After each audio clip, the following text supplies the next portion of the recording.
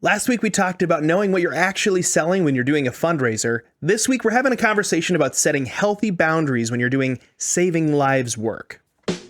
After decades of nonprofit leadership impacting thousands, we hit a wall. We started asking ourselves, how can we go beyond our personal success and leave a legacy that lasts far beyond our lifetimes? A job change and multiple conversations with stressed out nonprofit leaders later, our desire to help nonprofits grow in a healthy and sustainable way was bigger than ever. If you're a leader at the top or in the middle of a volunteer and donor-based organization, this podcast is for you. We believe that a better world needs healthier nonprofits, and it's our passion to help you fulfill your organization's mission while helping you live a fulfilled life. I'm Ted. And I'm Lisa. Welcome to the Legacy Builders Movement. So we're talking about setting healthy boundaries in saving lives work. And I think in nonprofit work, we can all agree setting boundaries, period, is an issue. But when we're talking to different nonprofit leaders, there's a slight difference, major difference, when it comes to any work that actually involves saving lives in some capacity. This could be literally saving lives. This could be church leaders who have people going through stuff 24/7. Any point where you are dealing with people who are going through like a crisis, and you could be their point of contact. It's a different thing because I've talked to some nonprofit leaders who are like, yeah, when I'm done, I go home and I rest. But then I talk to other nonprofits. They're like, if I turn off my phone, people die. Sometimes it's literally that strong, or sometimes it's kind of like indirectly people's lives are at stake. Yes. Mm-hmm. And it can get really, really bad. And I have to have my phone on all the time because I don't know what could be at the other end of that phone call. And I know there have been times for us when we were working more heavily in a certain sector that we would get calls at like 2, 3 in the morning from people going through actual family crisis. And it can be very, very difficult to figure out how to set those healthy boundaries, but we still need those healthy boundaries. So I think to get started, we need to talk about why. Because always start with why, right? The thing is, if we don't learn how to set healthy boundaries, even in this type of work, we will end up just not being able to continue doing this type of work long term. What we find is organizational leaders who are like, no, I'm all in all the time. It eventually turns into something where they're like, I am all out all the time. Or they almost become callous to the issues. Like they have to start separating themselves and start saying like, yeah, my nonprofit cares about the issue, but I've personally stopped caring because if I continue to keep caring, it's going to kill me. Yeah. I'm not going to last. So it's something that it's a wrestle. I don't know that we have all the answers in this conversation, but we have learned a lot over the years in talking with many leaders who have wrestled through this as well.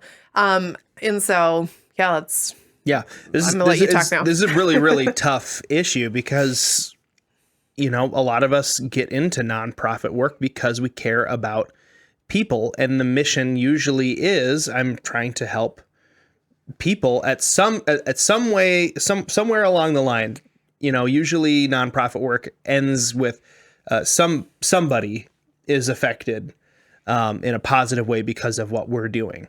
And so when you have the communication lines open or you have boundaries set in a weird way that allows you to work all the time and never be able to turn it off, there's a certain amount of like, that's what you should be doing, right? Because that's what the mission is. Yeah. Is that. And so if you turn your phone off at 5 p.m. and there is a need at 7 p.m., your organization just failed to meet the need that your organization was trying to meet.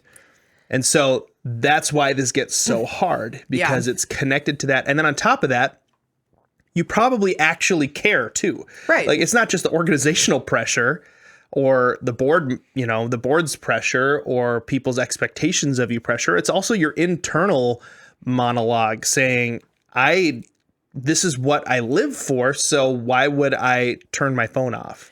I know I keep using the phone as an example, but there are lots of different ways to, why wouldn't I get together with this person? for coffee 4 times a week. Right. You know? I think part of this is, I mean, you said it really well. When my organization does what it's doing, we help people, which intrinsically, the flip side of that is when my organization chooses to not do what it's doing, it doesn't help people. But oftentimes we put it a step further and we say, when I choose not to act, I am harming people. And when we live in that dichotomy of either I'm doing the work and helping people, or I'm not doing the work and I am participating in this really bad aspect of life, that puts a lot of pressure on us. And I don't think either one is really ours to carry. I think that when we recognize our organization helps people, it's easy sometimes to put ourselves in the superhero and the savior role. And we assume that if we aren't doing it, no one is ever going to do it. And that creates this really bad snowball effect mentally. Now, I want to be careful because I'm not saying, so the truth is, if you don't do it, someone else will do it, so don't try. Like, that's not the case. A lot of times we might be the only nonprofit doing what we are doing in our area. So quite literally, if we don't do it, it doesn't get done. It doesn't get done. But we also have to recognize that what we are trying to do is so big that we cannot measure our success based on how much work didn't happen. We have to measure our success based on how many people we were able to help. And at some point, we have to also look at our success in the scope of our entire lives and recognize that if we don't address this properly, we might help someone in our nonprofit, but we might be destroying our families, or we might be destroying a different aspect of our lives that we aren't even realizing is really paying for the work that we are trying to do. Yeah. So let's start talking a little bit about some solutions, because I'm pretty sure most people who are listening to this podcast are like, yeah, I know this is the problem. I know the problem. I know the problem. I'm living the problem. Exactly. I am the problem. No, a lot of times we are actually the problem of our own boundary setting, right? It's easy to blame others and say somebody else is forcing me to have bad boundaries, but we're the ones who set them up, and we're the ones who set the expectations. And a lot of times there are boundaries. Maybe we set them up and we allowed them to just fall apart over time, or we just weren't stern enough in our communication with people. And so we beat around the bush trying to tell people, like, I can't always be available, instead of saying, like, I have to turn my phone off at 6, otherwise I can't get up tomorrow and do this. And so really, really important, I think, first of all, is to recognize and own our part of the problem as organizational leaders and say, I am the reason I have bad boundaries. I am the reason I have bad boundaries, rather than putting the blame on somebody else or some other situation that we cannot change. Like, we can't change the fact that people are going to have needs. Right. Like, that's what we're trying to change, right? We're trying to help people who have needs. We're trying to alleviate whatever needs we're trying to alleviate. But as long as there are people, there are going to be needs. Yeah. So we have to say, it's not that it can't be done. It's just that I have to actually work to set the boundaries. Yeah. I think part of this goes back to a lot of the culture that you are allowing to be built, or that you are building, is are you okay with your nonprofit saying, we will meet the needs of the community at any cost? Or are you saying we will meet the needs of the community in a way that's healthy for the people who are on the front lines with us?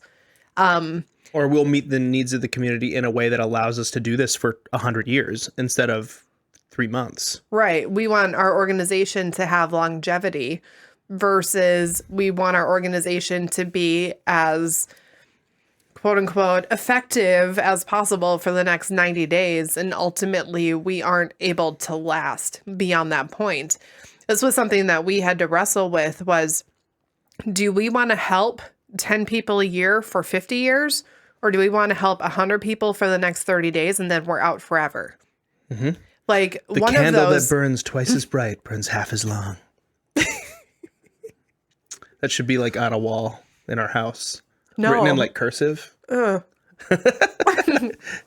Sorry if you have that written on your wall in cursive. But I mean, that is something, though. I think the problem with like candle that burns twice as bright, burns half as long. Like sometimes people look at that and they're like, but either way, I'm burning. At least I'm doing something. Mm-hmm. I heard someone else say like, I'd rather be on fire and like burning at both ends than not be on fire at all. I'm like, yeah, but either way, in a very short amount of time, both of those candles aren't going to be giving off any light. Mm-hmm. Like they're not going to be there. So, and also like you don't have to live at the extremes. Right.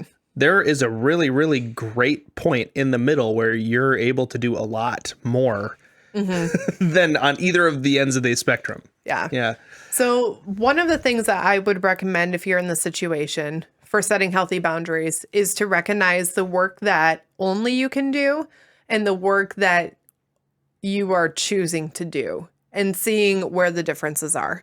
If we're talking about candles, like if it's you either burn twice as bright or half as long or something, quotes, the whole other option is you can just be a candle that's burning at the pace that you are meant to work and then bring other candles around you who can help you carry it and actually be more effective. I was going to say, I think a lot of it comes down to the battle, the tyranny of the urgent, doing the urgent stuff rather than doing the important stuff. Because if you learned as an organizational leader to expand the strength of your organization rather than just doing, you know, it means you're going to have to say no to some things in the short term to be able to say yes to more things in the future. That means working on building your fundraising and working on growing a volunteer base and a network so that way your organization can grow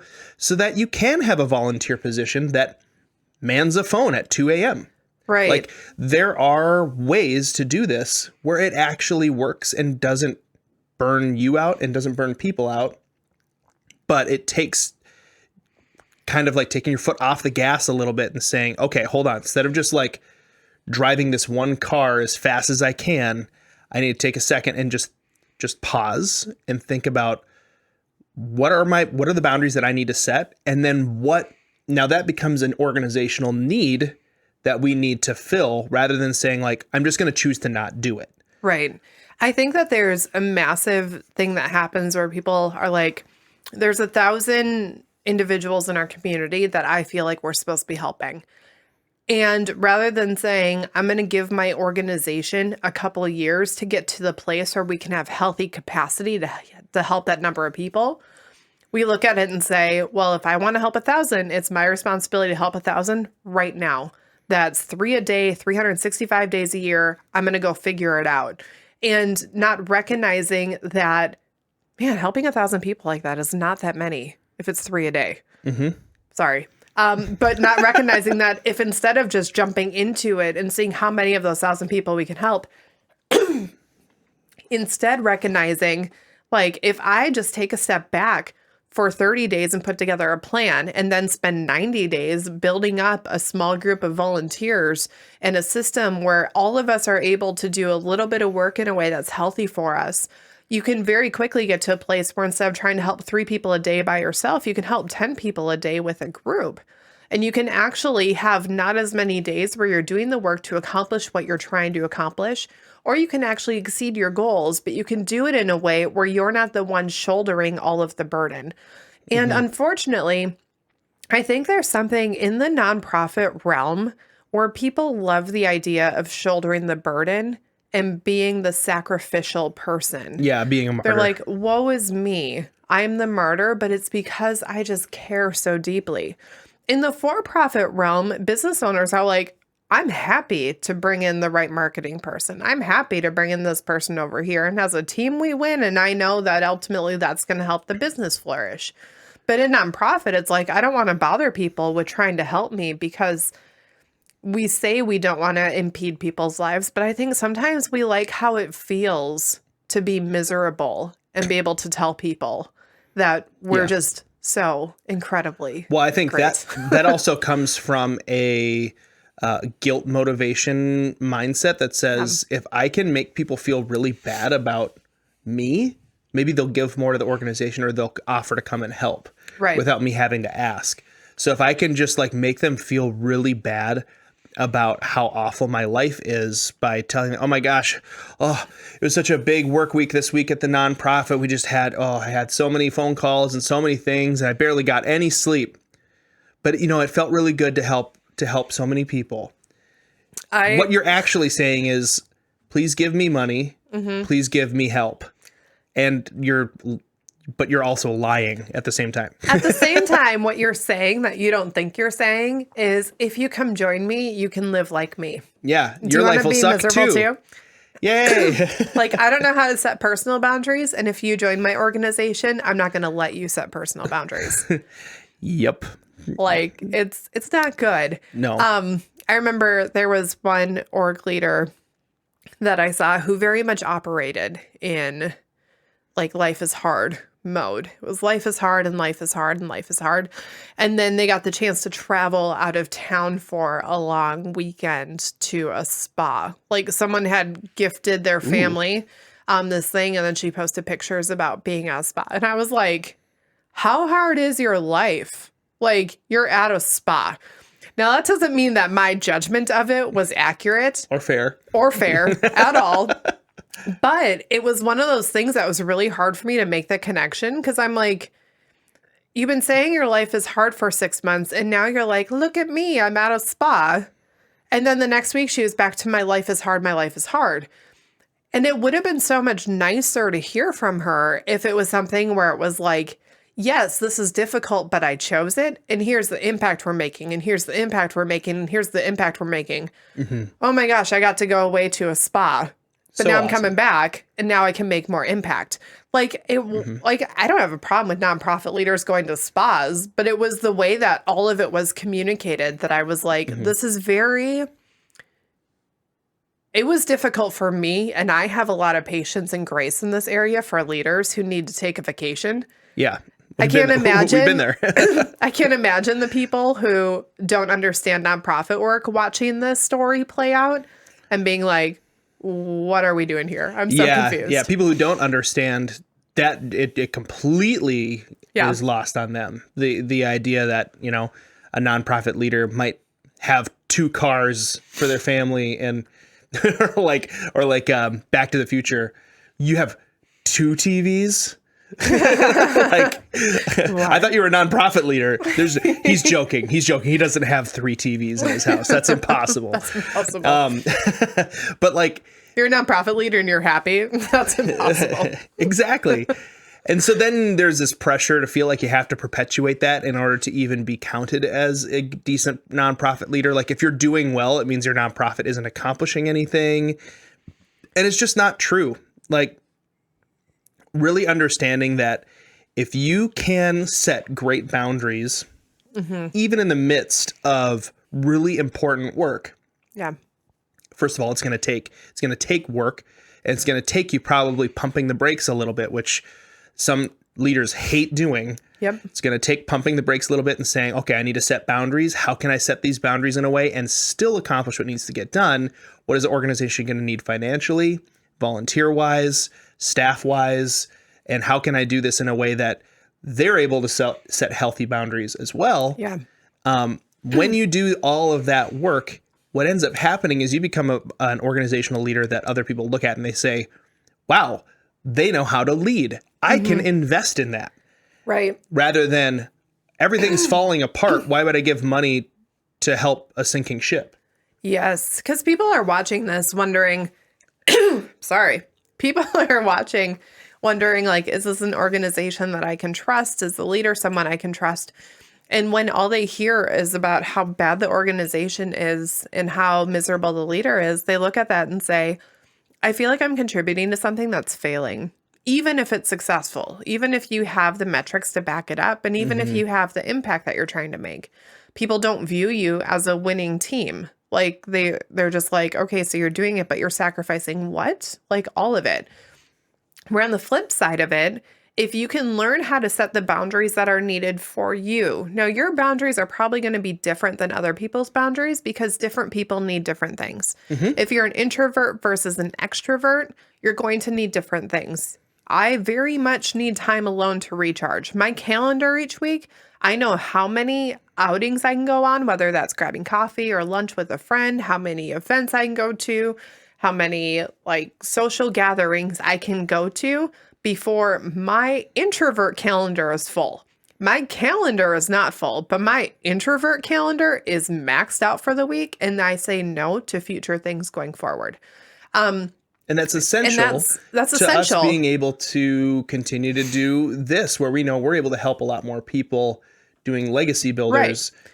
Yeah. And if I didn't do this, the amount of impact that I would have with the people reaching out, needing help, either processing where they're at right now in their lives or where they're at with their organization or where they're at just trying to figure out what the next thing is, or they're like, I am in a pit and I need help getting out of it. If I'm not taking care of myself, tired eyes see tired things.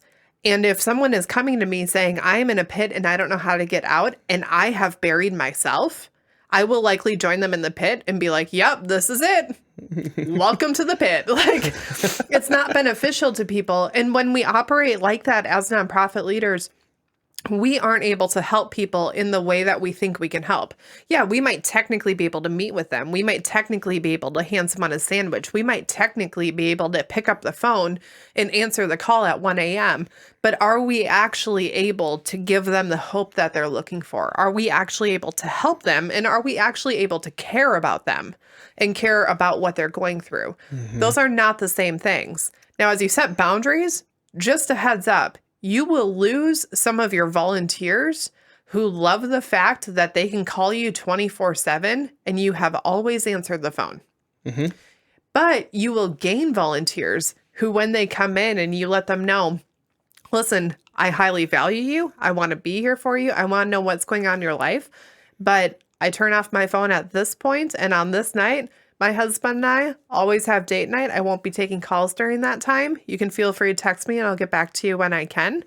Like, people appreciate that. It is shocking, but people appreciate the fact that you have boundaries and that you're giving them permission to have a life. Especially, we talk about the right people. Yeah. The right people appreciate that too. People who are healthy and are figuring out how to, have figured out how to set boundaries or care about setting healthy boundaries that are going to perpetuate that then in your culture, they get that. And they're like, I want to serve under that leader. And so then you have a culture of people who know how to set healthy boundaries because you're attracting people who set healthy boundaries. Yep.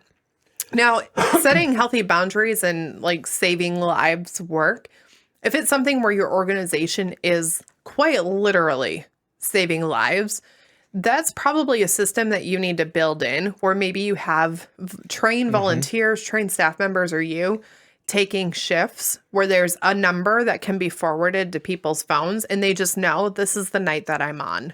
Yep. However many times a month that they can help prevention thing, right? Like that could be, that's not something that you just turn your phone off at 6 p.m. Right. That's something that you build in the structures, you do the fundraising, you figure out how to get that to work without you just always being on call. But even in that system, you can have a designated phone number or two for it without giving all of the people who might need it your personal number and the personal number of every staff member and volunteer who serve with you.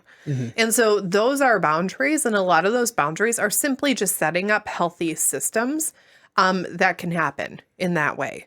Now, if it's maybe not like the same type of saving lives work, but maybe you're dealing with a lot of people, which means crisis is going to happen. Yep. When you're leading like 100, 150 volunteers, crisis happens. Like it's, people go through it. I'll just throw out, like, I wasn't in a suicide prevention nonprofit, but I had suicide conversations with people because I just had so many people. I also had people who was like, hey, my friend just died. Hey, this just happened. Hey, my house burned down. Like that kind of stuff. When you have a sheer just amount of people, like you said, you don't have to be necessarily even doing saving lives work to end up in a saving lives position when you are working with tons of volunteers that you're trying to care about. And so it's really important to think through where is the threshold where I need to make sure that I'm not the only person that people can come to. Yeah. And make sure that you've bolstered up your organization or your team with enough leadership and with enough investment in the skills that are required to care for people, that it can be accomplished without making you a bad leader. Because there's definitely a point where you are trying to help so many people that you end up being bad at helping anybody. Yeah. And now it's worse than it would have been if you just didn't do it. It's like, yeah. There's like two very different examples that just came to mind. We know one pastor who doesn't really give his phone number out to anyone. He's like, I have people, like, I care about you. I just recognize for my own mental health, I like very, very, very introverted, but a very great pastor. And he's very upfront about it, and people respect it. They respect his boundaries. They talk to him when he's available and around, but they also know that they're not going to have access to call him at 2 a.m. And part of it for him is he knows, if I get to a place where I'm burnt out, I'm going to destroy my personal family. And if this all goes down, the church goes down and everything else goes down. And so that's a boundary that he's had to set. Now, that might be something where I'm sure he's wrestled through. What if someone desperately needs me at 2 a.m.? But if he has the boundaries in place, he's let people know, and he has whatever systems that he deems necessary as in place. If something happens at 2 a.m., I'm sure he would be devastated to learn that there was a crisis that he wasn't available for. But at the same time, having clear boundaries and not just going through a season of, forget it, I'm not answering my phone to anyone, I'm over all of it. When you have those clear boundaries, you can wake up the next morning and still step into the crisis and still be there for people. Recognize that it's devastating, but also say, like, yeah, I don't have my phone on at that time. Mm-hmm. Like, and there is something about that when you make those agreements with yourself and with your spouse, with your family about when you will and won't be working, at the end of the day, it gives you just a little bit of freedom to know that if someone calls, like, because they know your boundaries, they probably have the numbers for a few different people that they can reach out to, because not everyone is leaning on you 24/7. Right. I've had people reach out to me and call me going through stuff, and I didn't answer. I didn't know. And when I followed up with them later, they're like, oh, this terrible thing happened to my relative, and I was trying to figure out this stuff, but I ended up calling this other person. They were able to talk me through it. I'm good now. I'm like, okay. Awesome. Cool. Yeah. At that point, I was still able to step in and care for them and not just be like, oh, good, glad you didn't need me, but like still actively care for them and be like, man, I'm really glad that we're able to talk now. Is there anything I can do? Whatever the case may be. But at the same time, not carrying around that pressure of, I am the only person who can step into any situation and help make it better. Because it's not healthy. At some point, if you don't set the boundaries, then you have to make the individual decisions to ignore people. And the individual decisions carry a lot more guilt than just having the boundaries and training people. This is how I operate in life. Now, I think it's important to bring up, when we're talking about saving lives work, there are going to be situations where you were, even if you were available 24/7, that are just outside of your control, and you could not have done anything. A person that I worked with years ago ended up taking their own life after, like, a few years after they had served with me, and it was devastating, like absolutely devastating. And it was awful. I mean, but one of the wisest things that somebody said to me in the wake of that was, it's super unfortunate, but they made that choice. You did not make that choice for them. You couldn't, like, if you were there in the moment, maybe you could have done something, but they may have chosen to make that same choice a week later. You cannot be responsible for other people's individual choices. And when you're thinking about boundary setting, that's a really extreme example. When you're thinking about boundary setting, you also have to remember that these are boundaries that you're setting up, but people are still going to make choices, and your boundaries are not the reason that bad things happen. Mm-hmm. Your boundaries are there so you can help the most amount of people. And so just keeping that in mind is a really important part of this conversation, that you're going to set up boundaries, and there are going to be moments where you're going to question if your boundaries were too strong and if you could have done something different to prevent a certain thing from happening. And you have to take a step back and remember these boundaries, especially if you take the time to actually work through and wrestle through what the boundaries actually are, and not just arbitrarily build up walls or arbitrarily not build any walls. Take the time to go through it. There are going to be moments where they're going to be challenged. Right. And you're going to have to wrestle through it again and make sure that this boundary is important. So it's kind of it reminds me a little bit of when we were, I think we were pregnant with, you were pregnant. I wasn't pregnant. You were pregnant with one of our kids. And I remember we had to make a decision about where we were going to give birth or something. And you said, I just need to know that I made the best decision. If something bad happened, that I would know that I made the best decision I could make. Mm-hmm. Instead of just arbitrarily choosing one or choosing something because somebody else told me to. Yeah. I need to know that that was the choice that I made, so that way I could stand on it even if something bad happened. That's something that I use as a guiding star. People say that, right? On a regular basis is that question. Is if I don't know what the best thing is, I mean, obviously, when we go through seasons of having to set boundaries, a lot of times we'll meet with a counselor, get some outside wisdom, talk to mentors, and really figure out what the wise thing is for us to be able to have longevity in what we're doing, so that we can help people. It's not just selfish boundaries. It's selfish so that we can be selfless for as long as possible. Mm-hmm. I think it's selfish to burn out and then stop caring about people for the rest of your life. Easier, but not beneficial. But a lot of times when we're going into a situation and I don't know what the best answer is, I'll get the information that I can to the best of my ability and then ask, if we choose to do this and something bad comes out of it, I wake up the next day and it wasn't beneficial with giving birth. If something bad happened, something happened with the baby, or it just got something just went wrong, whatever that meant, I have to be able to look back and say, I made the best decision I knew how to make in the moment. Mm-hmm. Now, I can't make the best decision I knew how to make, or I know how to make now that the moment's passed. Yeah, hindsight's 20/20. And I've learned more information. And if I would have just gone a different way or gone somewhere different, maybe things would turn out. No. We'd all be rich. I just say, I made the best decision that I knew how to make in the moment. And that's also good. How we figure out a lot of our boundaries too, where it's this might not be the thing at the end that I'm man, I did everything perfectly right in life.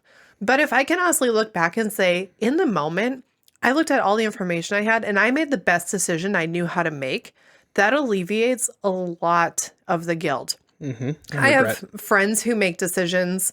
Yeah, a lot of regret. I don't deal with much regret because of that. I'll throw in there too, making sure you have really great advisors and people around you helps a ton with that, because then it wasn't just you and your own ignorance making the best decision you knew how to make. Right. It was, I knew the best decision I could possibly make with people who were very, very smart, helping me make good decisions. Right. Because then at that point, it's just unforeseen, bad things happen. Yeah. So when we're talking about boundaries, let's just give a few examples, because I think people think boundaries is, like you said, not answering the phone. Yeah. So just a few different ones to think through as you're thinking about this for yourself, kind of as we're wrapping up, because it's not just whether or not you're going to answer the phone at 2 a.m. Yep. Although that's a big one. Start there. At what point are you going to stop taking phone calls? At what point are you going to start taking phone calls each day? Let's take it a step further. How often and who are you going to be emotionally available to versus who are people that are a little bit more outside that immediate circle of that I'm emotionally available to. For some people, like I have a very low tolerance for like emotional energy. I can't handle very much. So like your calendar is full after seeing people. My calendar gets full after I've had to be emotionally available to people really quickly. So I have to be careful with how many people I invite into that circle. It's basically just me. Yeah. Because I'm no, so it's emotional. True. You just. Oh, yeah. You have enough emotion. No, I'm just kidding. Yeah, that's a big one. The boundary, how much are you going to work and when are you done working? Like, when do you actually stop checking your email, stop checking the text messages, stop thinking about the next goal and the next plan and the next thing? At which point are you going to turn off that part of your brain and say, I am done with that and I am here with my family now? And when those thoughts pop up about the next thing that you have to do, at what point are you going to be willing to say, no, brain, think about anything else and actually train yourself to get off of work? Because you can be physically somewhere different and not mentally be somewhere different. Oh, yeah. I'm there all the time. Right now. Right now. I'm just kidding. A couple other ones, like what boundaries are you going to set around date night? I know that was a big one for us when we were in the thick of a lot of like ministry work at the time, and we had young kids, and we were being pulled all these different directions from different people who needed us. At what point each week were we going to sit down and say, nope, this is our time together, and no one gets through? No one gets through. Our phones are off. The babysitter can reach out to us. But beyond that, no one gets any of our attention, and it doesn't matter. Like, we will wait for the hour and a half and then whatever the case may be. Like, what are those boundaries that you need? And boundaries can shift over time. We are, like, as our kids get older, our boundaries have shifted. Yeah, we don't need, we have more, it's easier to find time together than it was when they were babies. It is. But yeah, boundaries are everything from, you know, how much time are you going to spend on stuff and how much mental energy you're going to put towards something. That was a big one. I'd come home at the end of the day just completely mentally exhausted because I hadn't actually saved any for me to come home and have a conversation with you. I was just like, I need to have no one talk to me now for the rest of the evening. It's like, that's not a healthy boundary. I need to be mentally available, emotionally available, and it's not just the amount of time I'm at work. It's like, how much is it sucking out of me? So that way, you know, we can do this long term. And then if you're co-leading an organization with your spouse, how are you going to handle that transition from leading in the organization to not? Now, what we deal with more is when we do go out on a date, we'll say, we don't get to talk about work. Yeah. And sometimes we're like desperate for conversation. Like we're like, what else are we doing in life? Like, especially if it's a really busy full season. Some seasons we have a ton to talk about.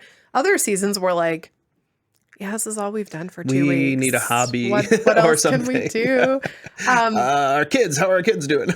And then the last part of this is, how are you going to actually explain these boundaries to other people? One of the worst ways to explain it is to be like, I am the leader and I need space, so don't call me after a certain time. Like, I've heard leaders be incredibly either harsh with their boundaries or say they have boundaries because they are inherently special. Yeah. Because they're at the top or in the middle of an organization. I'm different than you, and you lowly peasant, you don't get to talk to me. Okay, they didn't call them peasants, but like, you don't need to say it with any sort of arrogance to justify your need for it. In fact, if you can just bring it up and say, like, I'm like you and I have limits, and I've just recognized if I want to be in this long term, like 5 years, 10 years, 20 years, I have to set up some boundaries so I can maintain my health, not just my physical health, but also my mental health and my emotional health and my relational health. So because of that, I've talked to some advisors, I've talked to some counselors. Here's what I'm going to start doing. I'm not going to be perfect at it, but I'm going to try my best to maintain these. And when you're people clear are about it, super, they're very understanding. They're very I mean, especially understanding. nowadays, most people are like, yeah, I get that. That's okay.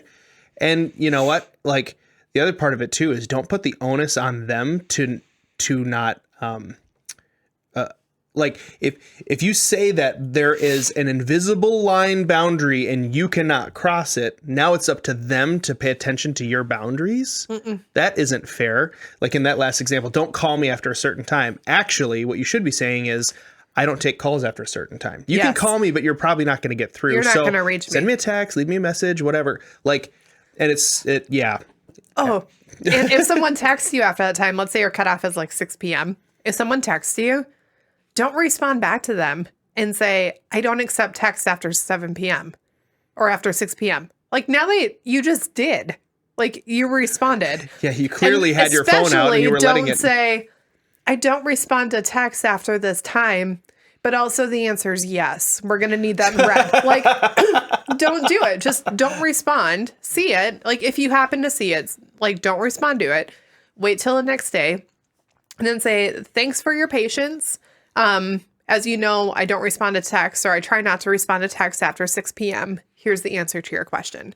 And use it as a moment afterwards. But I've seen leaders be like, answer the phone and be like, I don't really accept calls after this time. It's like you just did, you're accepting my call now. So now I know in the future I can call you and you won't accept the call, but you'll totally answer my question. So you have to be smart in the way that you continue to uphold your boundaries too. Like there's setting it and then there's actually maintaining it. Absolutely. And it takes effort, but it's well worth it. And eventually it takes much less effort over time. So our question for you listeners and viewers today is this. What boundaries are you working on setting up?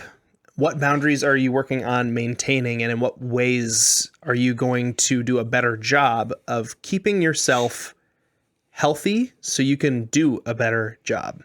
Yeah. We'd love to hear answers to those questions, or at least just have them bouncing around in your head as you go about your work this week. And we always love hearing from you too. If you got interesting ideas or thoughts, you can put them down in the comments in YouTube, or you can send us an email at office@legacybuildersintl.com. Thanks for listening to the Legacy Builders Movement. If you appreciate this podcast and find that it's valuable, the best way that you could help us is to subscribe and leave us a rating and review. To learn more about Legacy Builders, go to legacybuildersinternational.com. That's legacybuildersintl.com.